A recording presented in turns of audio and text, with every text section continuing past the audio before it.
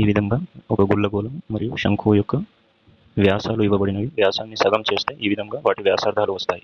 ఇప్పుడు దీన్ని కరిగించి దీన్ని తయారు చేస్తున్నామంటే ఇక్కడ వాటి ఘనపరిమాణాలు సమానంగా ఉంటాయి. కాబట్టి గోళం ఘనపరిమాణం Vs = Vc అని తీసుకుంటాం.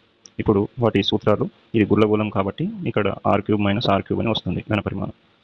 ఇప్పుడు ఇందులో వాటి వ్యాసార్థాల విలువలను ప్రతిక్షేపించినట్లయితే ఈ విధంగా మనం h విలువను కనుక్కోవచ్చు.